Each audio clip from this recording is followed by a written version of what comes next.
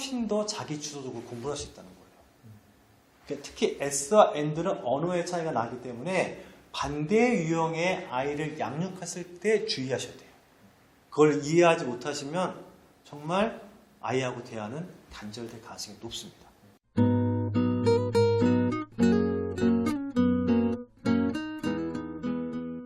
안녕하세요. 교집합 스튜디오의 권태용 소장입니다. 지난 시간에 이어서 MBTI 성격 유형에 따른 우리 아이들의 학습에 대한 이야기, 그리고 오늘은 우리 부모님과 또 아이의 어떻게 보면 궁합이라고도 좀 볼 수 있겠네요. 그럴 수 있죠. 네. 거기에 대한 이야기를 또 나눠보도록 하겠습니다. 자, 오늘 소중한 시간 같이 해주고 계신 우리 홍재기 대표님, 2부 시작하도록 하겠습니다. MBTI 관련돼서 우리 본인들한테 도움이 될 수 있는 내용으로 찾아뵙게 된 홍재기라고 합니다. 반갑습니다. 아마 지난 영상을 보신 분들은 되게 또 궁금하실 거예요. 또 그런 얘기가 나왔었죠. 학부모님들, 특히 우리 어머님들의 또 성격에 따라서 상충될 때도 있을 거고, 그렇죠? 또 시너지가 날 수도 있을 테고, 거기에 대한 말씀을 한번 나눠보도록 하겠습니다. 다르다고 다 부딪히는 건 또 아니잖아요. 아니죠. 같다고 해서 항상 또 같이 좋은 것도 아닐 그렇죠. 테고요. 부모와 자식 간의 이런 기질 성향에 대해서 한번 말씀을 좀 부탁드립니다. 제일 중요한 건 사실 우리 부모님이 본인에 대해서 이해할 수 있어야 돼요. 그걸 찾는 방법 중 하나가 이제 성격 유형이죠. 나의 성격 유형은 이런 특징이 있구나 라는 걸 나를 먼저 객관적으로 볼 수 있어야 아이를 객관적으로 바라볼 수 있어요. 이게 제일 중요합니다. 그래서 말씀하신 것처럼 성향이 다르다고 무조건 문제가 생기는 것도 아니고 같다고 무조건 좋은 건 아니에요. 어떻게 보면 가정이라는 공간은 아이들이 사회에 나가기 전에 여럿이 함께 살아가는 아주 작은 그런 집단이잖아요. 이 안에서 아이들이 나와 다를 때 어떻게 행동해야 되지? 나랑 비슷할 때는 이런 장점이 있지만 또 충돌되는 게 있지? 자연스럽게 알아가는 과정이거든요. 제가 이제 강의를 하다 보면은 질문도 많이 하세요. 다른 걸로 질문 많이 하시는데 같을 때도 문제가 되는 경우가 있어요. 너무 같기 때문에 나랑 똑같겠구나.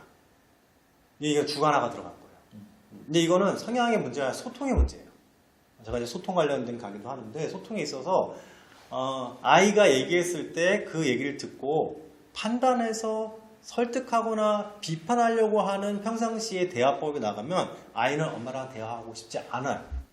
공감을 해줘야 되거든요. 근데 나랑 너무 같기 때문에 그래서 주관 또 가까운 사람일수록 이 쉽게 공감적인 말을 잘 못하죠. 네가 그렇구나, 네 마음이 이렇구나 이런 말을 하기보다 너 이거 잘못했잖아. 또 선생님 말 안 들었네. 이렇게 해야지. 이런 말이 나가면 아이는 우리 부모님하고는 대화하는 게 불편하네. 그러면서 자존감이 상한다는 거예요. 여기 핵심은 자존감이에요. 성격형이 같든 다르든 아이가 부모하고 대화했을 때 자존감을 살려주는 대화를 할 수 있느냐. 그렇죠? 자존감이 높을 때 리더십 역량이 올라가고 학습 능력이 향상되고 그리고 사람들과 공감적인 소통을 잘해요. 자존감 높은 아이들이 공부 잘한다는 얘기를 그래서 하는 거거든요. 그래서 아이들의 자존감을 높여주기 위해서는 소통법만 잘해도 좋지만 아이들 성향을 알면 훨씬 더 부모와의 충돌을 미연에 방지할 수 있다라는 말씀을 드리고 싶어요. ESTP, 최근에 제가 ESTP 어머니를 봤었는데 네네. ESTP가 수완 좋은 활동 가형이에요. 에너지 방향이 밖으로 가 있죠. 근데 P가 들어가 있단 말이에요. 계획적이지가 않아요.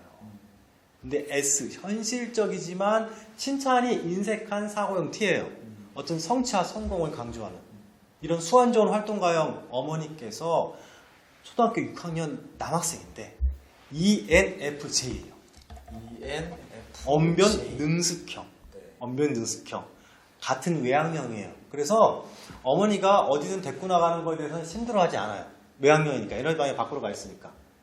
근데 생각해보세요. 어머니가 외향형인데 아이가 내향형이에요. 근데 내향형인 거 모르고 자꾸 어디 데리고 나가려고 해요. 내향형 힘들어 죽어요. 근데 같은 외향형이란 말이에요. 근데 나머지가 다 다르죠. ESTP에서 외향형 2만 빼고 나머지가 NFJ 다 달라요.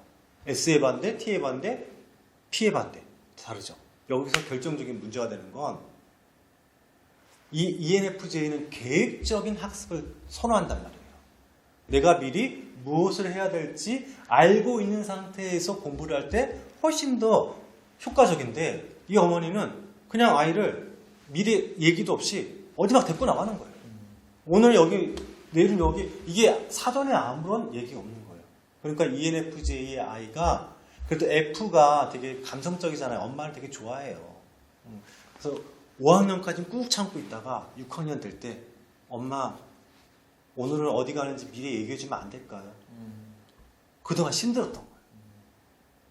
그리고 엄마 좀 저한테 칭찬 좀 많이 해주시면 좋겠어요. 어쩔 때는 우리 친엄마가 아닌 것 같아요. F 유형의 아이들이 그런 생각 할 때가 있어요. 특히 아버지, 엄마가 다 T일 때. 그래서 요 사례 같은 경우는 아이가 그래도 마음이 따뜻하고 적극적이고 밝은 아이라 어머니의 그런 활동들, 양육 방식을 이해는 했지만 계획적이지 않았던 것. 여기에 굉장히 스트레스를 받았던 사례예요. 제가 들어가 있는 아이들이 있다면 미리 무엇을 할지 알려주시고 같이 활동하시는 게 훨씬 더 효과적이다. 네, 대표적인 사례 중 하나입니다. 또 우리 1부 때도 말씀해 주셨지만 N과 S의 차이도 참 크잖아요. 네, 그렇죠. 이게 대화, 아까 뭐 1부 때도 그런 얘기를 몇 시야라고 했을 때 대화, 이것도 사실 되게 중요할 것 같아요. 그러니까 아이가 S일 때 대화와 아이가 또 N일 때의 대화 어떻게 좀 달라져야 될까요? 쉽게 얘기하면 S는요 현실 중심적이에요. 그래서 우리는 먼 걸 보는 사람은 숲을 보는 사람, 바로 앞에 있는 걸 보는 사람, 나무를 보는 사람이잖아요. S는 나무를 보는 사람이에요. 그렇기 때문에 뭔가 설명을 해줄 때 구체적으로 현실적인 언어로 설명해야 되는데, 만약에 우리 부모님께서 아이가 반대인 직관형 N이라면 직관형 N들은 비유적인 언어를 쓴단 말이에요. 그럼 아이가 이해를 할까요? 무슨 말 하는 거야? 라고 이해를 못 한단 말이에요. 근데 뭐 이해를 못하면 짜증내고 화내죠. 그럼 그때부터 아이랑 소통은 단절되는 거예요. 자, 이거 S와 N을 몰라도 돼요. 근데 내가 평상시에 설명할 때 아이가 잘 이해를 못한다 그러면 내가 쓰는 언어가 잘못된 거 아닌가? 이 생각을 해야 한다는 거예요. S인 아이한테는 구체적으로 설명해 주셔야 한다는 거예요. 근데 직관형 N의 부모님들이 좀 실수하고 있는 것 중 하나가, N 유형들은 아이디어가 넘쳐나요. 그러니까 아이가 너무 현실적인 언어만 하고 아이디어가 없다고 생각해서 명석하지 않은 거라고 착각하는 경우가 있어요. 명석합니다. 감각형 S들은 현실적인 인지 능력이 발달되어 있기 때문에 훨씬 더 현실적으로 명석할 수가 있어요. 근데 반면에 아이디어가 좀 부족할 수 있겠죠. 왜냐면 앞서 나가지 않으니까. 그런 부분에 대해서를 질타하기 전에 아이가 갖고 있는 장점에, 강점에 집중해 주시는 게 좋을 것 같아요. 반대로, 반대 상황도 되게 재밌는데, 감각형 S의 부모들은 되게 현실적이잖아요. 근데 직관형 N의 아이들은 미래지향적이다 보니까 이런 거예요. 어벤져스를 봤어요. 어벤져스를 딱 보고 와서 엄마, 나 나중에 커가지고 아이언맨이 될 거야. 이러면 영화잖아요. 그러니까 감각형 S들은 구체적이고 현실적이다 보니까 야, 그거 영화잖아. 그런 거 보지 말고 현실적인 거 생각해. 그러면 아이는 갖고 있는 잠재 능력, 아이디어의 잠재 능력이 뭉개져 버리는 거예요. 아이가 갖고 있는, 나랑 반대 성향이 갖고 있는 직관형 N의 아이들의 아이디어를 존중해 주고, 그러면 아이언맨이 되기 위해서는 어떤 거를 우리가 지금부터 봐야 될까? 이 책을 한번 보면서 살펴볼까? 이거 만약에 다 끝나면 또 다른 책을 볼까? 이런 식으로 꼬리에 꼬리를 무는 아이디어를 확장할게. 이렇게 가면은 N 유형들은 훨씬 더 자기 주도적으로 공부를 할 수 있다는 거예요. 특히 S와 N들은 언어의 차이가 나기 때문에 반대 유형의 아이를 양육했을 때 주의하셔야 돼요. 그걸 이해하지 못하시면 정말 아이하고 대화는 단절될 가능성이 높습니다. 부모 자식이지만 힘들죠. 네, 이렇게 다를 수 있다라는. 다를 수 있습니다. 그러니까 많은 사례들을 보셨으니까 부모님이랑 반대의 어떤 성향을 띈다, 그런 경우도 많은가요? 정반대인 경우. 아버지가 ESTJ고요. 사업가형. 어머니가 ISTJ, 세상의 소금력. 아이는 어머니하고 정반대인 ENFP, 스파크형이에요. 자, 이럴 때 아이 입장에서 한번 생각해보자고요. 아이 입장에서. 아이는 스파크형이죠. F가 들어갔잖아요. 아버지하고는 외향형 E만 갖고 나머지가 달라요. 그죠? 아버지를 바라볼 때 이 아이는 어떻게 바라보냐면, 아버지는 늘 바빠. 그리고 나한테 칭찬을 안 하네? 딱딱해. 차가워. 이렇게 생각할 수 있어요. 근데 아버지하고 보내는 시간보다 어머니하고 보내는 시간이 더 많단 말이에요. 자, 어머니는 정반대죠. 어머니는 답답해. 그리고 내가 하는 얘기를 잘 못 알아들어. 정반대니까. 특히 여기서 어머니, 아버지 둘 다 사고형 T잖아요. ENFP는 정말 칭찬받고 싶어 하거든요. 이제 이게 남성이냐 여성에 따라 달라요. 왜냐면 성향이 남성이냐 여성이냐 첫째냐 막내냐 이것도 영향을 주거든요. 환경이니까. 환경에 영향을 주니까. ENFP 아이 입장에서는 어머니가 답답하면서 우리 부모님이 나한테 애정 표현을 안 하고 너무 정리전동 때문에 스트레스 주니까 이 아이는 자존감이 떨어지는 거예요. 아이는 굉장히 에너지가 넘치고 정리정돈은 안 되지만 문제 해결 능력이 있구나. 이 아이는 항상 사랑받길 원하는구나. 그리고 우리랑 언어가 좀 쓰는 게 다르구나. 이런 것들을 이해해 준다면 정반대일지라도 아이는 정반대인 사람과도 함께 생활을 할 수 있겠죠. 오히려 나중에 사회 나갔을 때 나랑 반대지만 훨씬 더 일할 때는 시너지가 날 수 있다는 거를 어릴 적부터 배우면 훨씬 더 아이들한테 도움이 될 수 있어요. 중요한 건 부모님이죠. 부모님이 나의 기준으로 바라보시면 안 돼요. 아이의 언어로 접근할 수 있어야 됩니다. 다르다는 거를 조금 더 공식적으로 인정하게 되는 좀 그런 마음을 좀 갖게 되는 것 같아요. 제가 이제 강의를 할 때 굉장히 열정적으로 하려고 노력을 많이 하고요. 지금도 얘기를 할 때 가능하면 많은 내용을 전달해드리고 싶어서 열을 가지고 좀 말을 하고 있거든요. 근데 저 성향은 내향형이에요. 내향형입니다. 근데 강의나 이런 공간에서는 외향형 옷을 입고 활동하려고 노력을 하는 거예요. 제가 1부 때도 말씀드린 것처럼 나의 원래 성향을 알면 반대 성향의 옷을 입을 수 있어요. 신중한 내향형이지만 영업왕이 될 수 있습니다. 나는 내향형이지만 이 일을 할 때만큼은 외향형 2의 옷을 입고 적극적으로 활동할 거야. 대신에 일이 다 끝나면 나의 내향형의 모습으로 돌아와서 충분히 휴식을 취하면서 에너지를 충전해야지. 자신을 알면 얼마든지 다른 옷을 입을 수 있습니다. 지금의 어떤 교육적인 제도나 여러 가지 시스템, 환경이 아이한테는 조금 힘들 수도 있는 환경일 수도 있다라는 생각이 좀 들어요. 왜냐하면 지금은 학교나 학원이나 뭐 발표 막 이런 거 중요하고 수행평가와 관련해서 발표시키고 뭐 팀웍시키고 아이를 갖고 있는데 이렇게 약간 외향적인 활동을 좀 잘 하게끔 도와줄 수 있는 그런 방법이 있다면 뭐가 있을까요? 우리 아이들. 네. 굉장히 중요한 질문인데 역시 좀 질문하시는 게 남다르시긴 해요. 일단 먼저 이거부터 말씀드릴게요. 나의 원래 성향을 특히 우리 듣고 계신 부모님들 한번 생각해 보세요. 나의 원래 성향을 파악하기 위해서는 내 어릴 적 초등학교 6학년이나 중학교 1, 2학년 그때의 기준으로의 나의 성향을 보시는 게 원래 성향을 파악하는 데 도움 되실 거예요. 왜냐면 계속 자라면서 환경의 영향을 받기 때문에 어릴 적에 내향형이 있지만 특히 부모가 어떤 성향이냐에 따라 달라요. 그래서 항상 가족 전체에 대한 성향을 같이 봐요. 만약에 우리 부모님이 바뀐 것 같다면 우리 부모님들의 부모님은 어떤 성향인지 한번 생각해 보세요. 분명히 영향을 받았을 거예요. 같은 내향형도 외향형 부모님 밑에서 자란 내향형과 같은 내향형 밑에서 자란 내향형은 달라요. 그러니까 다 달라요. 다 다르지만 성격용을 보는 이유는 공통된 특징을 보려고 하는 거거든요.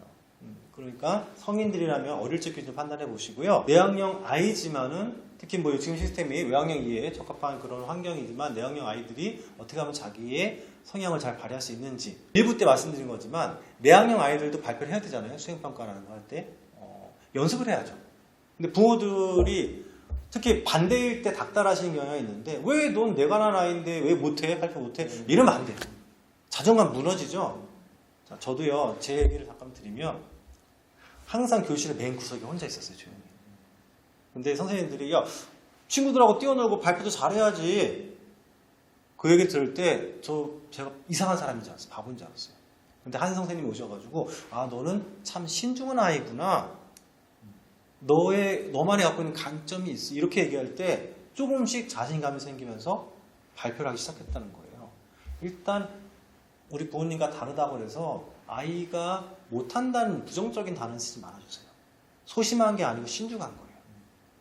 아이의 자존감을 살려주는 소통과 더불어서 혼자서 조용히 발표하는 연습을 하고 그 다음에 친한 아이들하고 같이 있는 공간에서 발표할 수 있게끔 한 다음에 그 다음에 여럿이 있을 때 할 수 있게끔 해야 돼. 주의할 점. 발표를 만약에 부탁을 했다면 시켰다면 기다려줘야 돼요. 자 이거 선생님들한테 꼭 얘기하는 건데 내향형 아이들은 뭔가 물어보잖아요. 시간이 걸려요. 알고 있어도 시간이 걸려요. 발표를 할 때까지 기다려줘야 돼요. 안 기다려주면 그 다음에도 발표 안 해요. 어차피 선생님이, 어차피 엄마가 얘기할 거잖아요. 속으로 생각하거든요. 기다려줘야 돼요. 자, 단계적으로 조금씩 환경을 제공해 주되 물어본다면 기다려주셔야 됩니다. 그게 내학년 아이들이 뭐 수행활동, 수행평가 활동이라든지 이런 거 할 때 발표할 수 있는 환경을 자연스럽게 만들어줄 수 있는 방법이에요. 반대도 똑같아요. 저 보시면 아시겠지만 내학년 선생님들이 아이들 수업할 때 자, 차분히 조용히 강의식 하잖아요. 자, 외학년들은요, 외학년 아이들은 5분도 못 견뎌요. 강의식 수업하면 5분 지나잖아요. 몸이 꿈틀꿈틀하고 막 일어나고 싶어 한단 말이에요. 당연한 거예요.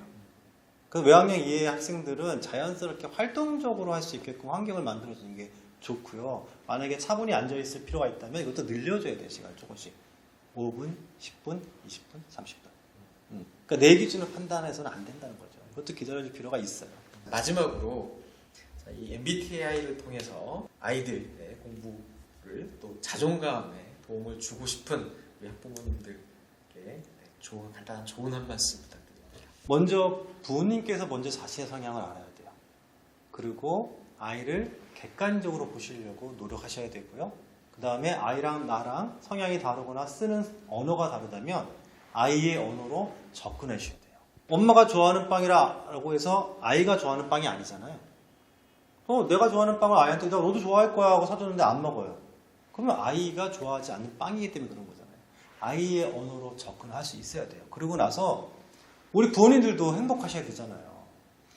아이가 나를 신뢰한다. 아이의 언어로 접근해서 신뢰한다면 그때 엄마는 아빠는 이런 성향이라 이 부분은 좀 협조해 주면 좋겠는데 라고 다름을 이해시켜야 돼요. 그러면 아이하고 소통도 원만히 되고 아이가 갖고 있는 고유의 잠재 영역을 충분히 발휘할 수 있거든요. 그래서 이 부분을 꼭 주의해 주셨으면 좋겠고요. 또 하나 계속 소장님께서 말씀하시는 건데 우리 아이는요. 한 명 한 명은 어떤 누구와도 대체할 수 없는 대체 불가능한 존재예요. 한 명 한 명은 다 저마다의 타고난 강점이 있습니다. 그래서 그 아이만이 할 수 있는 게 있어요. 그럼에도 MBTI 검사가 왜 유용하냐면 그동안 오랫동안 해보니까 16가지 유형으로 구분되는데 그 유형별로 이런 환경에 처했을 때 이렇게 활동했을 때 역량을 잘 활용하고 발휘할 수 있구나. 참고 도구로 쓰시면 돼요. 참고 도구로. 맹신할 필요는 없어요. 우리 아이가 ENFP야 스파크 형들이 이런 특징이 있네, 이런 진로 방향이 있네, 이렇게 했을 때 학습 방법이 효과적인가 보네, 이런 것들을 참고하시면 좋은 거예요. 그리고 나를 알고 다름을 이해할 수 있고. 마지막 하나만 더 얘기할게요. 아이를 믿어주세요. 제가 강의 끝나면요, 어머니들이 이제 찾아오셔가지고 질문해요. 우리 아이가 내학령인데 너무 소심해서 나중에 크면 사회생활 할 수 있을까요? 이렇게 질문하세요. 할 수 있어요. 저 내학령인데 사회생활 잘하고 있거든요. 아이를 믿어주셔야 돼요. 믿지 못하는 그 마음이 아이한테 고스란히 전달됩니다. 그럼 아이는 그 마음 때문에 위축되고 늘 미안한 마음을 갖고 있을 수밖에 없어요. 아이를 신뢰하고 믿어주세요. 아이만이 갖고 있는 강점이 잘 발휘될 수 있을 겁니다. 네, 정말 의미 있는 말씀, 또 유익한 말씀 전해주셨습니다. 오늘 영상이 또 도움이 되셨다면 좋아요 한 번만 꼭 눌러주시고요. 공감 가시는 내용이나 혹시 질문이 있으시면 아래 댓글로 공유해 주시면 어떻게 좀 대답을 좀 해주시겠습니까? 네. 뭐 유형을 알고 질문하시면 더 좋고요. 아니면 유형을 잘 모르시면 어떤 유형일까요? 이런 뭐 질문. 댓글로 공유해 주시면 좋겠습니다. 오늘 긴 시간 수고 많으셨습니다. 네, 감사합니다. 감사합니다.